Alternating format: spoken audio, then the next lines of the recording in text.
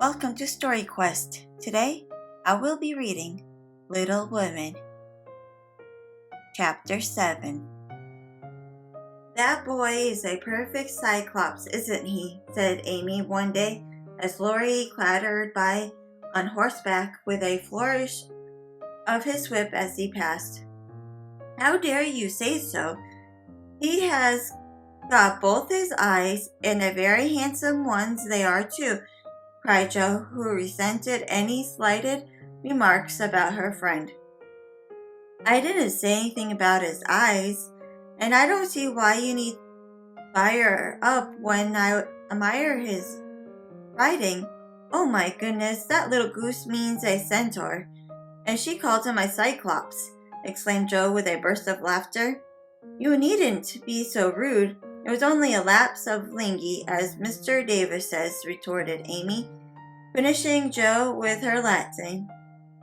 "I just wish I had a little of the money Laurie spends on that horse," she added, as if to herself, yet hoping her sisters would hear. "Why?" asked Meg kindly, for Jo had gone off in another laugh at Amy's second blunder. "I need it so much. I'm dreadfully in debt, and it won't be my turn to have the rag money for a month." "In debt, Amy? What do you mean?" And Meg looked sober. "Why, I ate at least a dozen pickled limes, and I can't pay them, till I have money, for Mommy forbade me having anything charged at the shop." "Tell me all about it. Are limes the fashion now? It used to be pricking bits of rubber to make balls." And Amy tried to keep her countenance, and Amy so grave and important. "Why, you see, the girls have always buying them, and unless you want to be thought mean, you must do it too. And nothing but limes now, for everyone is sucking them in their desks in school time and trading them off for pencils, bead rings, paper dolls, and something else. At recess, if one girl likes another, she will give her a lime. If she's mad with her, she eats one before her face and offers even a suck. They try by turns, and I've had so many, but I haven't returned them. And I ought, for they are debts of honor, "How much will pay them off and restore your credit?" asked Meg, taking out her purse. "A quarter would more than do it, and leave a few cents over for treats for you. Don't you like limes?" "Not much. You may have my share. Here's the money. Make it last as long as you can, for it isn't very plenty, "Oh, thank you. It must be so nice to have pocket money. I'll have a grand feast, for I haven't tasted a lime this week. I felt very delicate about taking any, and I couldn't return them, and I'm actually suffering for one." Next day, Amy was rather late at school, but could not resist the temptation of displaying with pardonable pride a moist brown paper parcel before she consigned it to the inmost recess of her desk.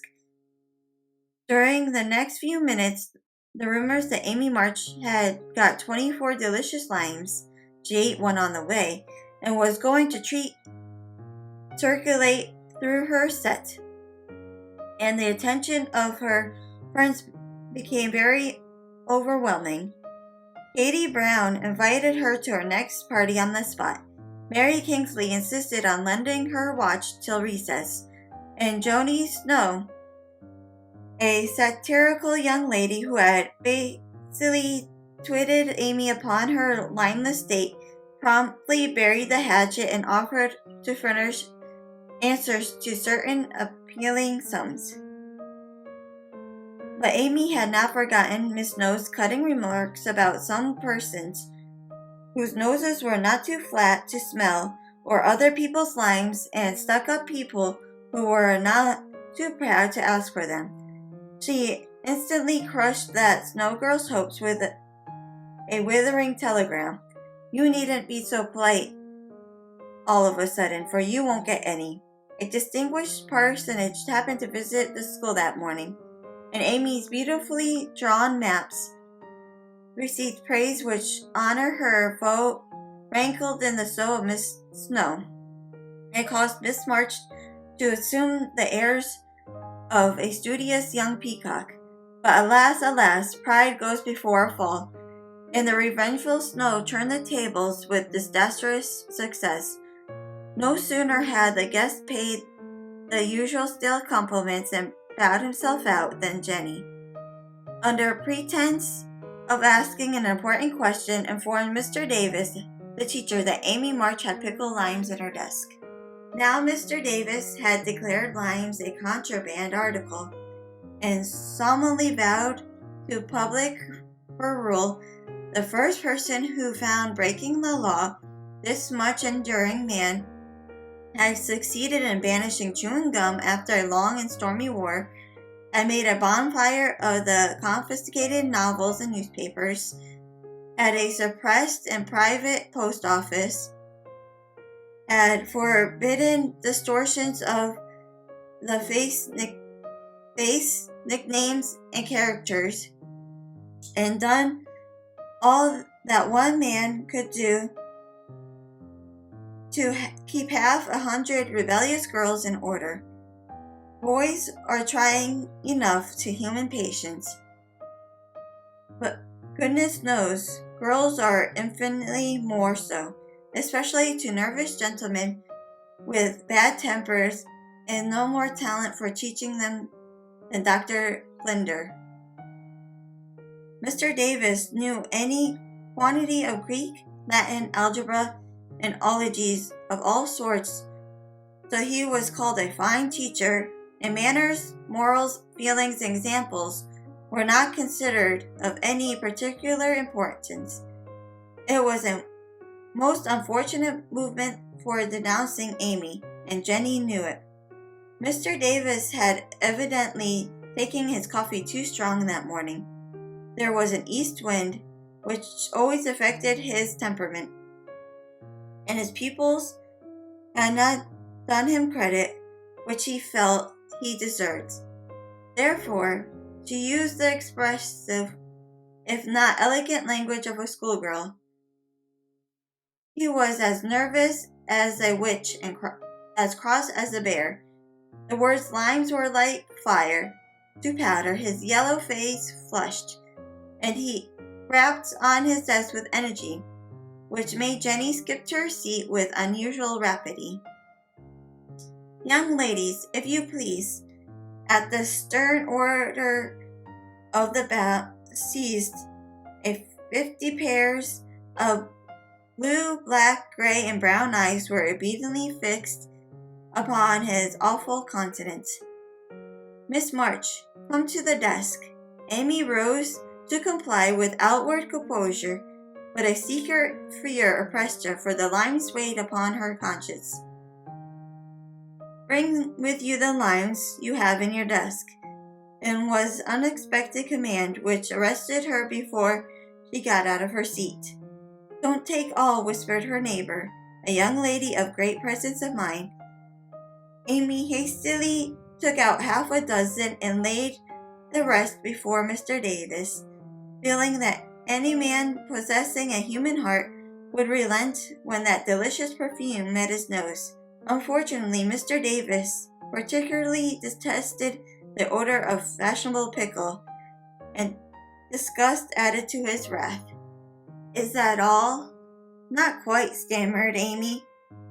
Bring the rest immediately. With a glaring glance at her set, she obeyed.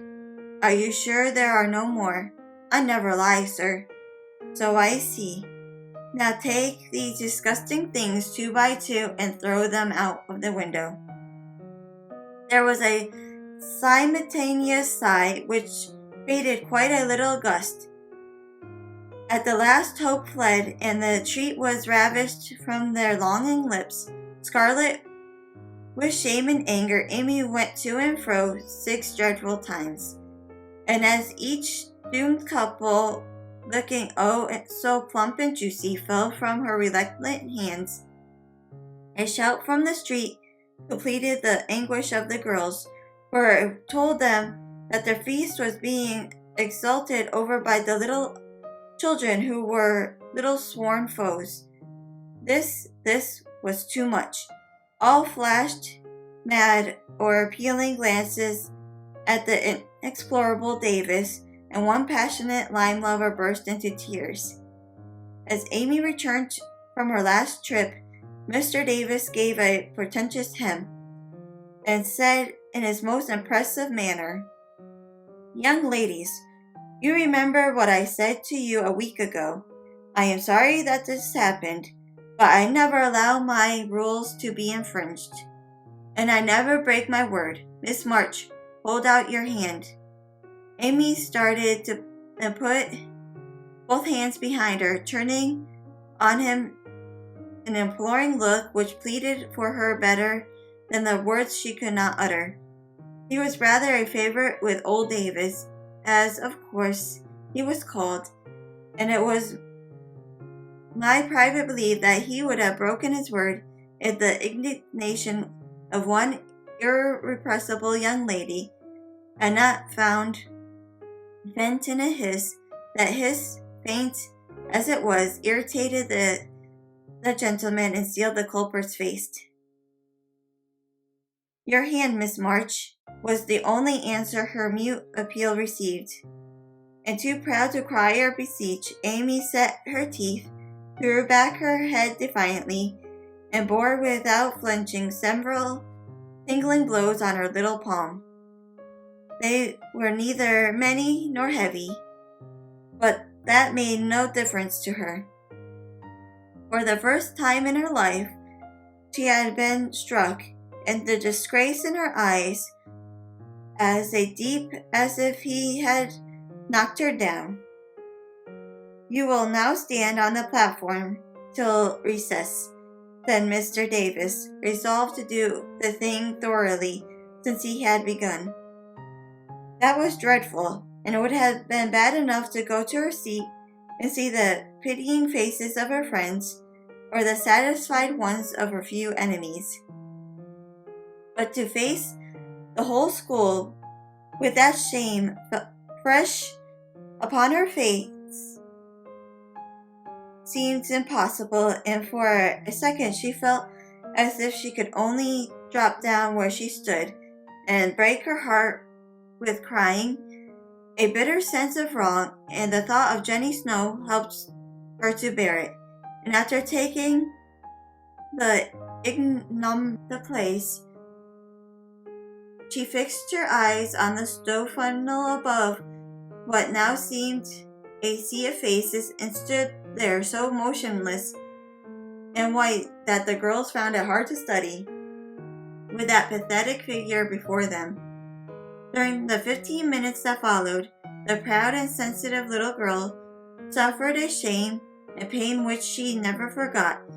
To others it might seem a ludicrous or trivial affair, but to her it was a hard experience, for during the 12 years of her life she had been governed by love alone, and a blow of that sort had never touched her before. The smart of her hand and the ache of her heart were forgotten in the sting of the thought, "I shall have to tell at home, and they will be so disappointed in me." The 15 minutes seemed an hour, but they came to an end at last, and the word recess had never seemed so welcoming to her before. "You can go, Miss March," said Mr. Davis, looking at he felt uncomfortable.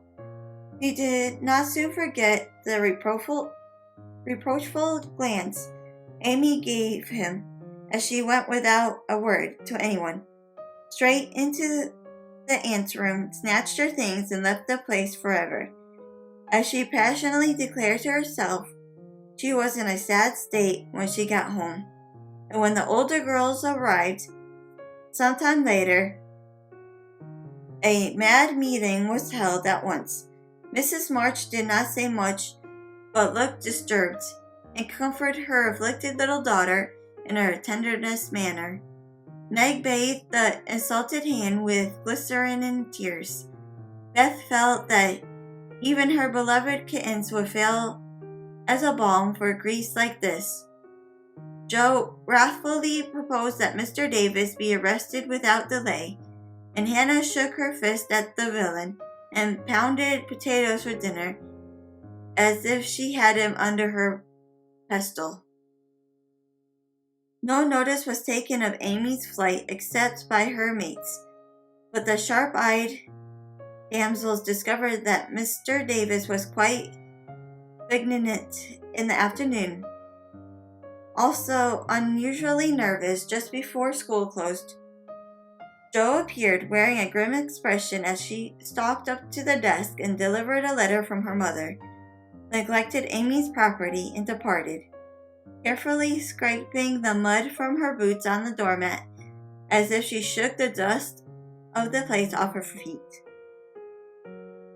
Yes, you can have a vacation from school, but I want you to study a little every day with Beth, said Mrs. March that evening.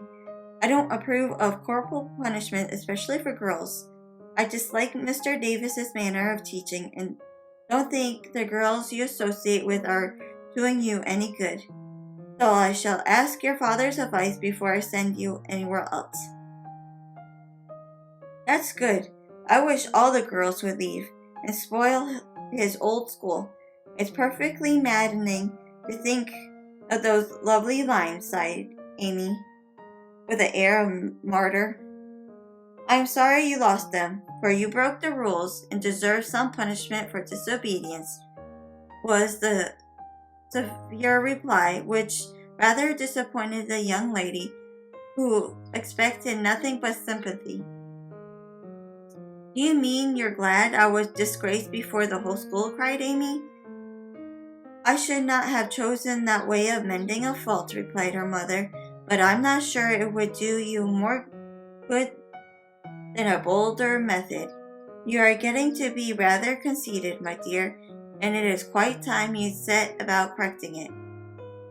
You may have a good many little gifts and virtues, but there is no need to parading them, for conceit spoils the finest genius. There is not much danger that real talent or goodness will be overlooked long, even if it is the consciousness of possessing and using it well should satisfy one, and the great charm of all power is modesty. So it is, cried Laurie, who was playing chess in a corner with Jo. I knew a girl once who had a really remarkable talent for music. She didn't know it, never guessed what a sweet little things she composed when she was alone, and wouldn't have believed it if anyone had told her. I wish I knew that nice girl. Maybe she would have helped me. I'm so stupid, said Beth, who stood beside him, listening eagerly. You do know her, and she helps you better than anyone else, answered Laurie, looking at her with such mischievous meaning in his merry black eyes that Beth suddenly turned very red and hid her face in the sofa cushion, quite overcome by such an unexpected discovery. Jo let Laurie win the game to pay for the praise of her Beth, who could not be prevailed upon to play for them after her compliment. So Laurie did his best and sang delightfully, being in a particular lively humor, for to the Marches he seldom showed the moody side of his character. When he was gone, Amy, who had been pensive all evening, said suddenly, as if busy over some new idea, Is Laurie an accomplished boy? Yes. He has an excellent education and as much talent. He will make a fine man if not spoiled by petting, replied his mother. And he isn't conceited, is he? Asked Amy. Not in the least. That is why he is so charming and we like him so much. I see. It's nice to have accomplishments and be elegant, but not to show off or get perked up, said Amy thoughtfully. These things are always seen and felt in a person's manner and conversations. If modesty used. Being it is not necessarily to display them, said Mrs. March, any more than it's proper to wear all your bonnets and gowns and ribbons at once, that folks may know you've got them, added Joe, and the lecture ended in a laugh. Thank you for watching. If you have enjoyed this video, please like and share. If you have not done so already, please subscribe and hit that bell notification for future videos.